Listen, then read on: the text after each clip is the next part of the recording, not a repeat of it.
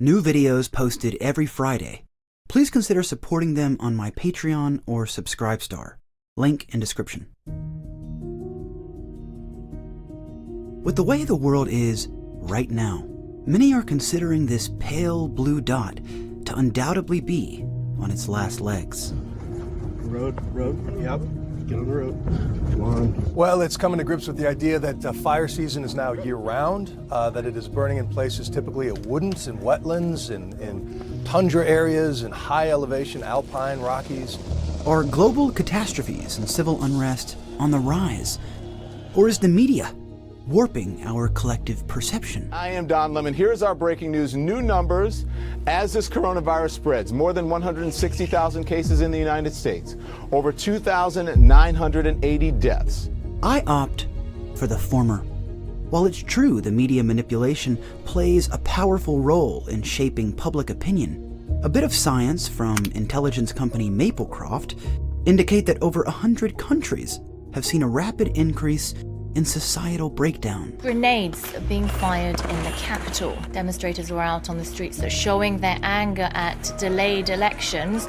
But even if we were to ignore this data point, it doesn't take a rocket scientist to understand that in many areas of the world, several events seem to be creating a kind of biblical atmosphere of the end times. You may have seen that dramatic video of hundreds of birds literally falling from the sky into a neighborhood. What on earth was going on? Guys, what is going on?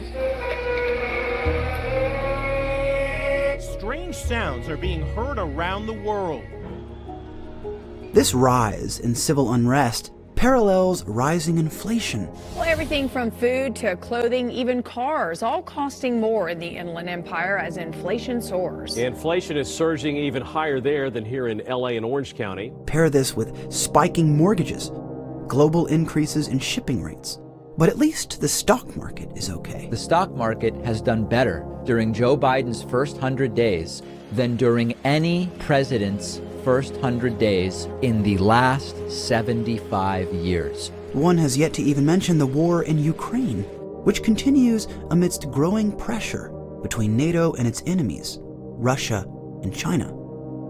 Combine all of this with the growing influence of evil elites, many of whom have decided to come out of the shadows, and you've got yourself what many would call the Great Reset, which, in the way that I define it, does not simply cover the Davos Group's stated intent of creating a, quote, better world, but runs parallel to a coming rebirth of society. This is a very big deal, the implications of which are so vast and incalculable, one flinches to wonder what should happen if we fail to comprehend and defeat it. This is The Great Reset, Volume 1, The Problem and the Solution.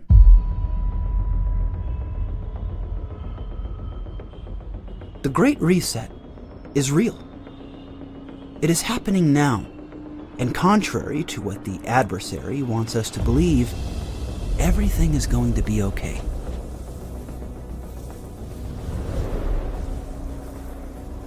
As all truths are, the truth of the Great Reset is hard to pin down.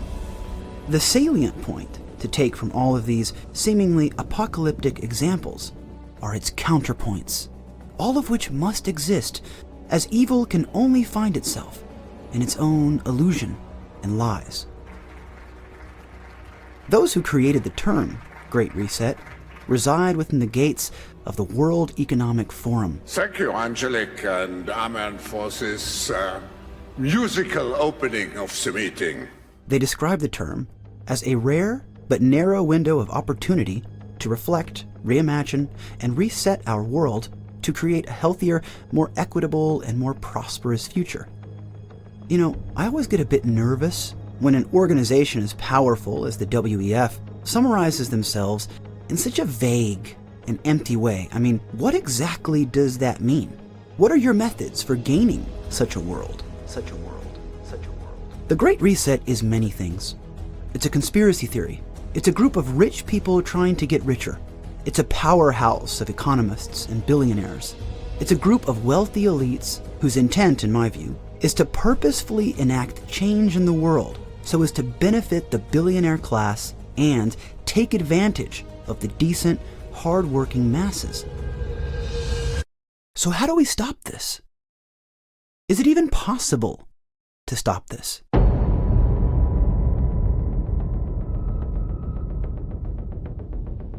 I think the answer is yes. Because through him, all things are good. And because they are good, they are possible. If we want to see positive changes take place in the world, we have to change ourselves. It sounds like a Hallmark card, yet it's a fact about the universe.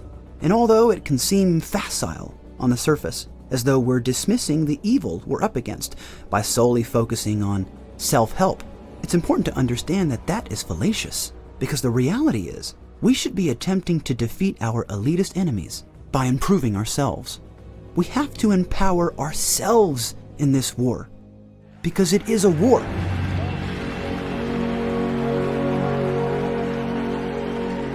If we spend our time reflecting solely on the problem, we become the problem. This is the mental interplay of our minds, the nature of which we believe is being held hostage by ruling elites, but is actually free and abundant all on its own.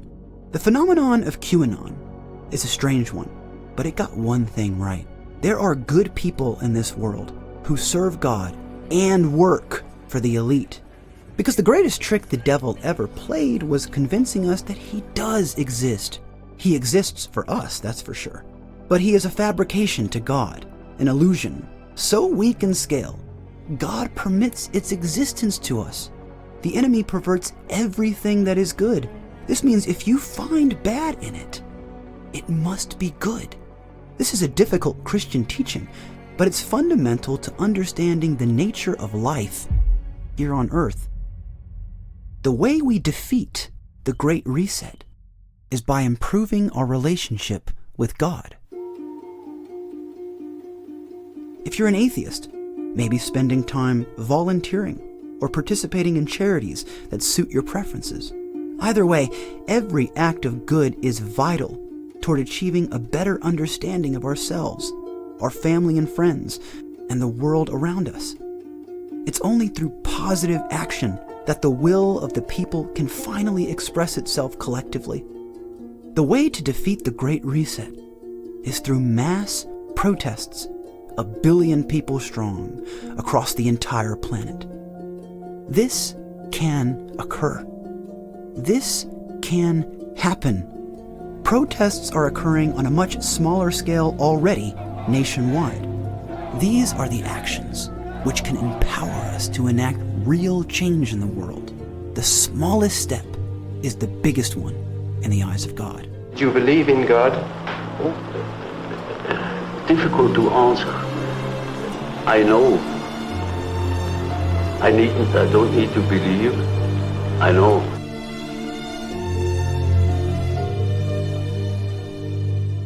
In Volume 2 of this series, we'll explore the Luciferian nature of the elite who are behind the Great Reset, reinstantiating ways to guard against it collectively and individually, while also shining a light on some of the more specific policies of concern regarding these folks and how we can defeat them. Who exactly is this George Soros guy? We hear about him all the time, but the way in which we hear of Soros is in a rather empty and indeterminate way. Soros is mentioned perpetually by conservatives, QAnon folk, 8chan forums, yet we rarely, if ever, get the details regarding the man. So I'm going to do that now. It's important to make one thing clear at the onset. It doesn't make you right-wing to be against the elite. Partisanship ruins critical thinking because it makes us defend our side when they may not deserve it.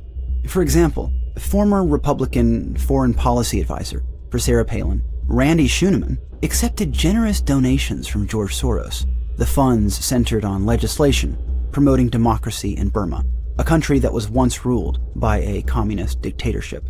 But how could this be? I thought Soros was a communist. Why is he donating to Republicans? During my research, I discovered Soros having financed several dissident political groups in Eastern and Central Europe. These political factions were fighting against communism, and the Vatican funded many of these groups in an effort to help them.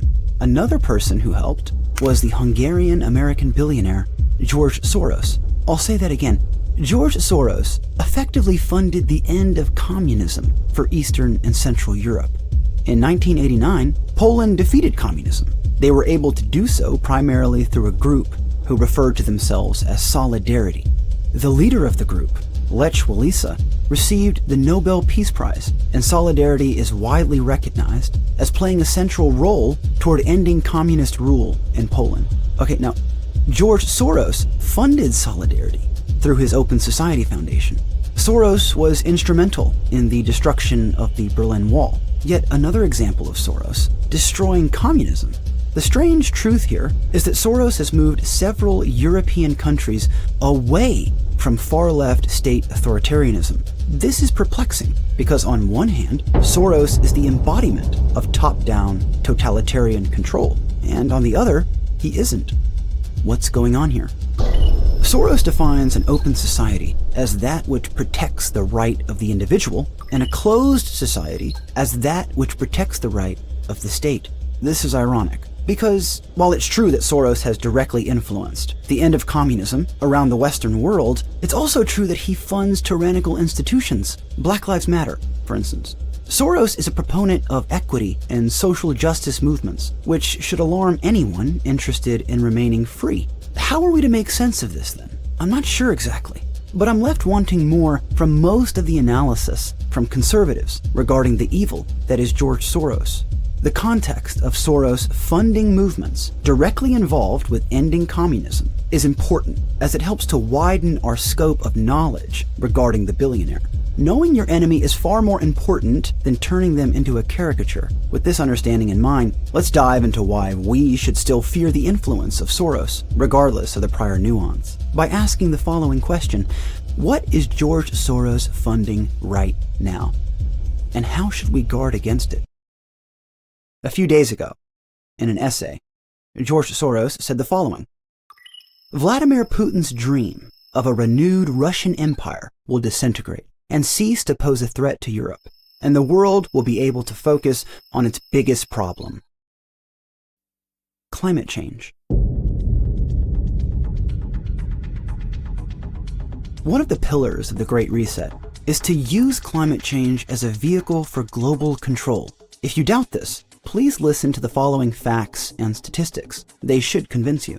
But first, during his remarks delivered at the 2022 World Economic Forum in Davos, Soros said, quote, "COVID-19 helped legitimize instruments of control." Soros is showing us his authoritarian cards here by mentioning his desire to use events for controlling society. And one of these apparent events is climate change, which I would define as a kind of modern scientific ideology, largely based on a myriad of public and private research for the use of protecting the environment and ensuring the survival of humanity. I definitely want to live in a world with cleaner air, less pollution, and rely on smarter forms of energy. My fear comes from George Soros, who wants to use climate to rule the world.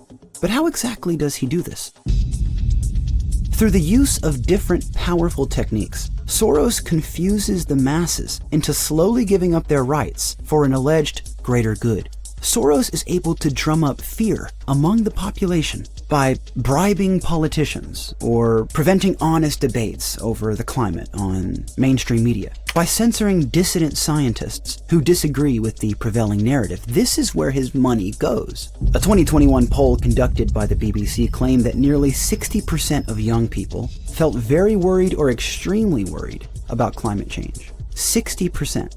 2/3 reported feeling sad, afraid, and anxious. Many felt fear, anger, despair, even shame at the idea that they're causing the end of the world. Alarmist statements from media and politicians help to exacerbate these fears among the public. Climate change and our environmental challenges are one of the biggest existential threats to our way of life. It's key to understand that these fears are purposefully funded by the likes of George Soros. The social fear of climate change is George Soros's currency. We can easily see this within the generation of millennials and Gen Z, many of which are now publicly disavowing having children out of fear their offspring will die from climate change. Polls suggest that a third or more of Americans younger than 45 either do not have children or expect to have fewer because of climate change. Proponents of climate change claim the science is settled, but there are scientists and organizations that disagree. The non-governmental International Panel on Climate Change shows the other side of the debate, claiming that because they are wholly independent of political pressures and influences, they're essentially untethered from political bias. The NIPCC has produced 14 reports to date, asserting that nature, not human activity, rules the climate, outlining disagreements between scientists and claiming to debunk the sea level rise hypothesis of the early 2000s. So the ends SOROS is pushing is made complicated by a populace that works together and thinks critically. I'm convinced we can do this. The option remains, however, that we do not learn from any of this information, that we view these videos from solely an angle of entertainment, rather than a stark warning to enact widespread societal change. Our darkest fears about this incoming tyranny can come true, being forced into life conditions, the likes of which we can't even imagine. A world not merely influenced by evil, but dominated by it. In the next installment of The Great Reset, I'll be showing you the person that is Klaus Schwab. Most coverage of the German economist simply mentions him by name and then just leaves it at that. But who is he? Where did he come from? Who is he connected to? Business, together with governments and civil society, must be an active and responsible stakeholder in addressing global problems. He is reviled, feared, and dismissed. Around 1/3 of the members are CEOs of multinational companies, 1/3 are leaders of international organizations and governments, and 1/3 are from civil society, forming a truly multi-stakeholder community. In the dark corners of the internet, he's infamous. Among the most influential podcaster in the world, he is mocked. The fact that he chose to leave his house dressed like that, like, yes, I will adjust the peons.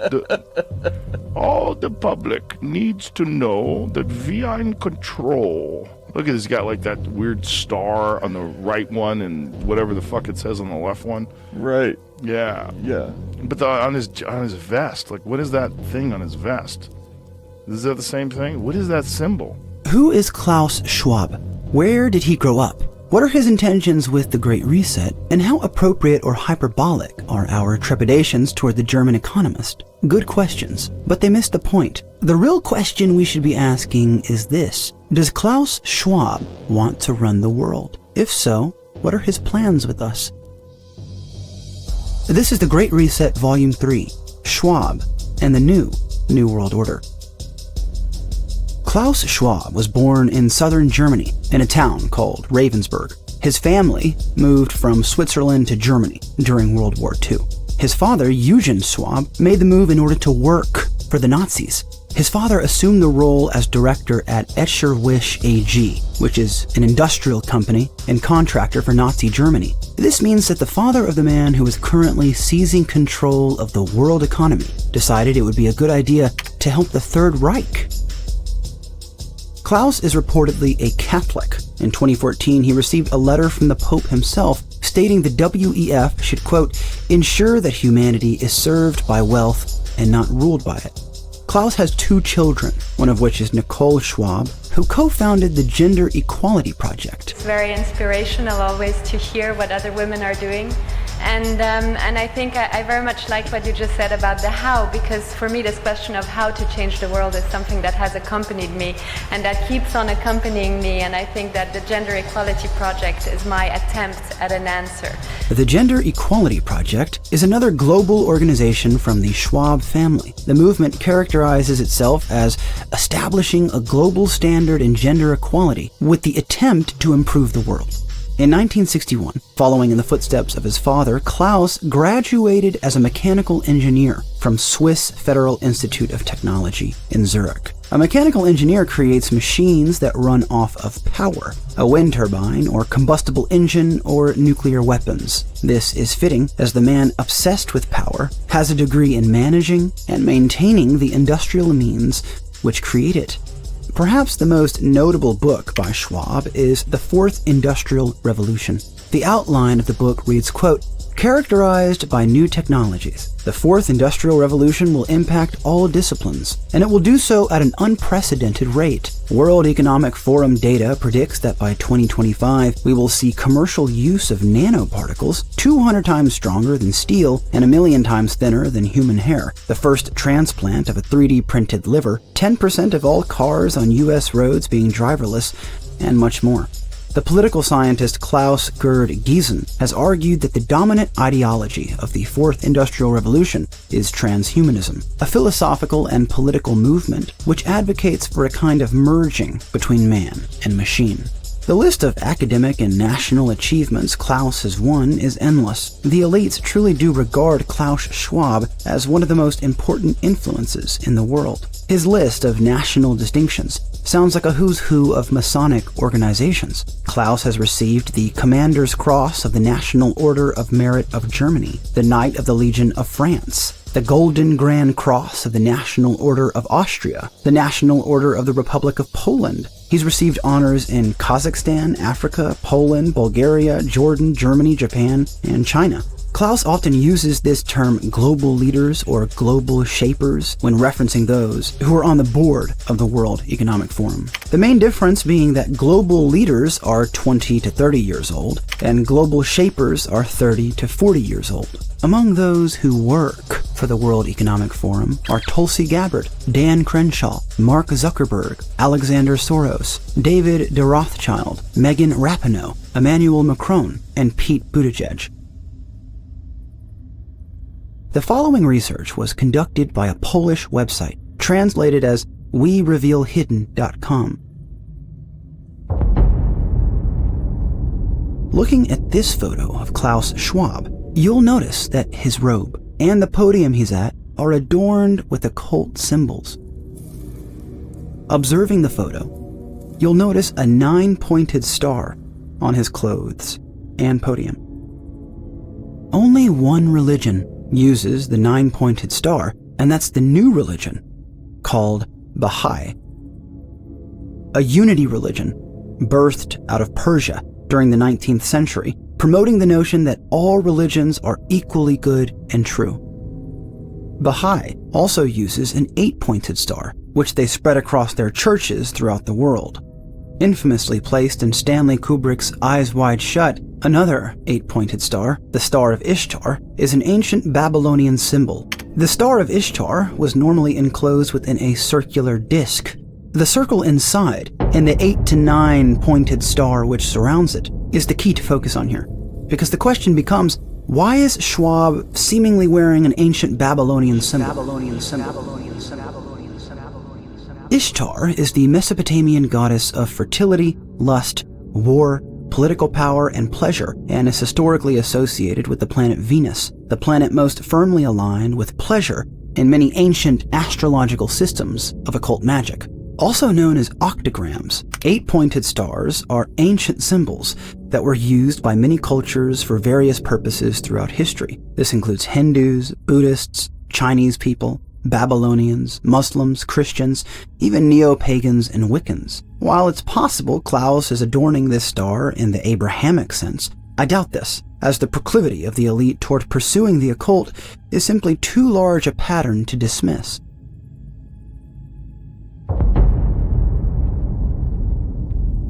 The bull could be a couple of things. One is an homage to the sacred bull Baal, an ancient Canaanite god of child sacrifice, the likes of which are mired deeply within the elite. Another possibility is that the bull symbolizes the pagan religion Mithraism. Mitra is also known as Sol Invictus or Ra, the invisible sun god.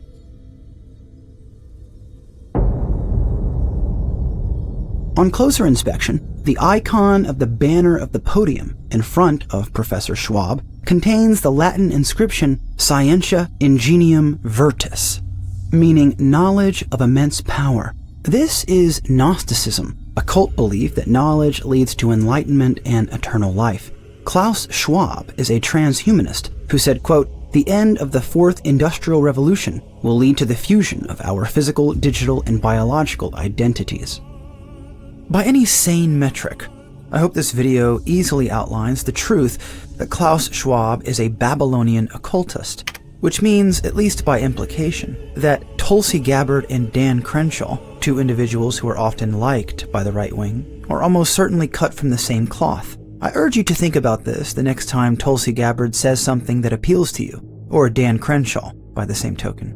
In Volume 4 of the series, we'll be covering a man not often spoken of in regards to the WEF, but whose power and influence and disturbing rhetoric toward humanity at large should scare the shit out of us.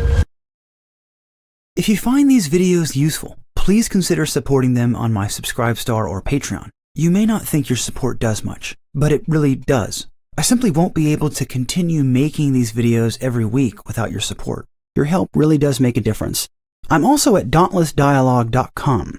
Thanks for watching, and I'll see you next Friday. God bless.